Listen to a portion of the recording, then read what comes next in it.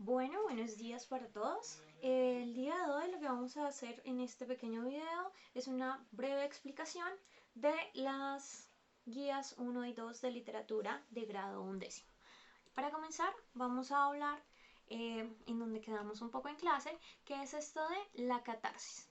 Recordemos que estamos trabajando literatura griega y principalmente las tragedias, y dentro de las tragedias vamos a encontrar tres elementos muy básicos que son el principio de fatalidad, la catarsis y el héroe trágico. Esto aparte pues de otros elementos que ya hemos ido trabajando en clase como el Deus ex machina, etc. ¿Listo? Entonces, ¿qué es la catarsis?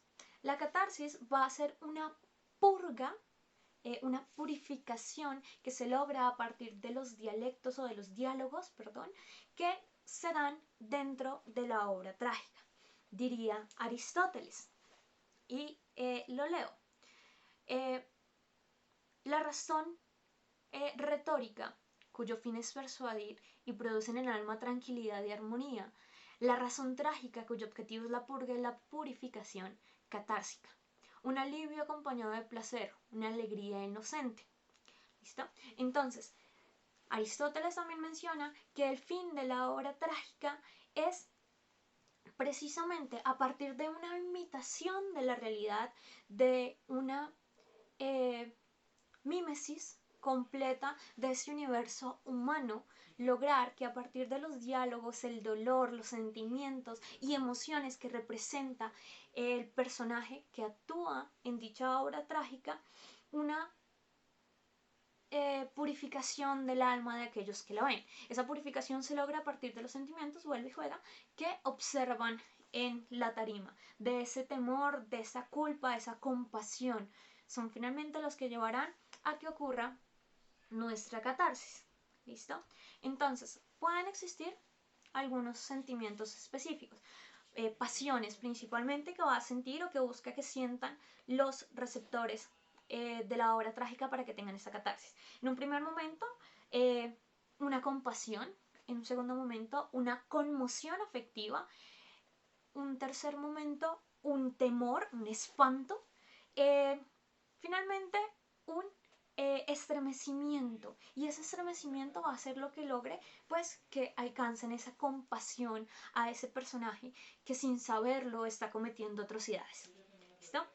Entonces vamos a hablar de que precisamente la catarsis es eso, una purga, un alivio que va a sufrir el espectador gracias a ver la representación de estos tragedias griegas que ustedes saben pertenecían a un culto muy específico, que eran los rituales en las festividades al dios Dionisio.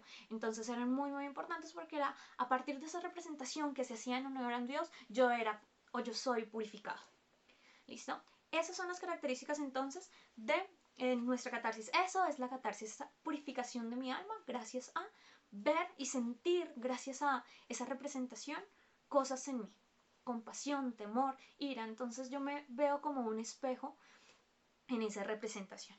El segundo elemento que vamos a trabajar, pues entonces es el héroe trágico. ¿Quién es el héroe trágico? Recordemos que los héroes griegos tenían unas características muy específicas, y era que debían ser valerosos, valientes, guerreros, incluso medio divinos. ¿Listo? El héroe griego, el que encontramos en la Ilíada, el que encontramos en la Odisea, es un héroe divino, es un héroe que ha sido bendecido por los dioses, pero su misma soberbia y su misma altivez lo lleva a la destrucción. En la tragedia, aunque van a tener un poco de esas características, va a ser un héroe más humano. Aristóteles va a considerar que el héroe trágico propiamente va a ser una representación de la humanidad como tal, es decir, va a ser una representación de estas personas sin poderes, sin bendiciones divinas, pero que cometen errores incluso sin saberlo. Entonces el héroe trágico va a tener ciertas características. La primera es que va a pertenecer casi siempre a una clase dominante, entonces eso permite que sea un ejemplo para toda la sociedad.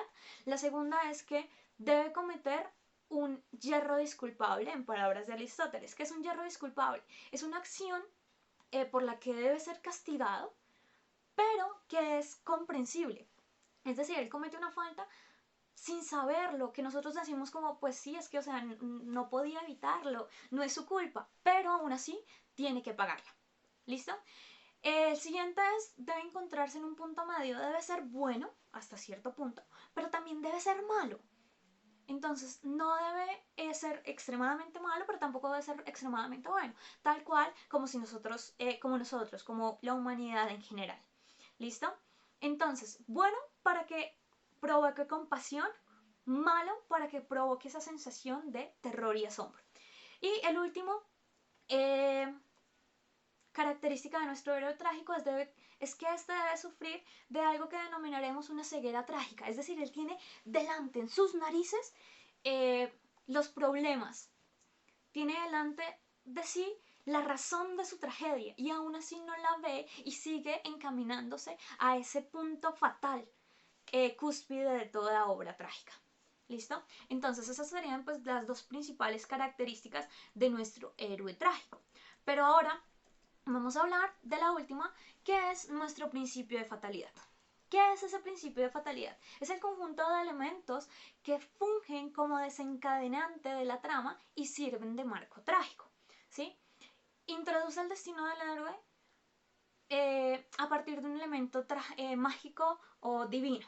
¿Listo? Entonces, recordemos que toda tragedia, para que sea trágica, debe tener un elemento base. Y es generalmente una adivinación, una premonición, un proverbio, un oráculo, una visión que él les va a decir, bien sea a partir de vuelve y juega el oráculo de Delfos, bien sea a partir de una divino Teresías, bien sea la visión inducida por un dios en un sueño, por cualquier elemento, pero va a tener una representación de un destino fatal.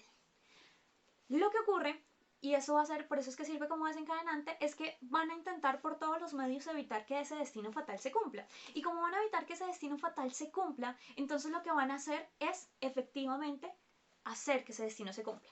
Vamos a poner como ejemplo el caso de Edipo Rey.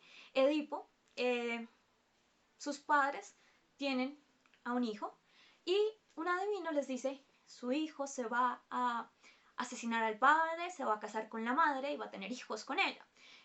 Ellos, aterrados, llegan, entregan a Edipo a un personaje, este personaje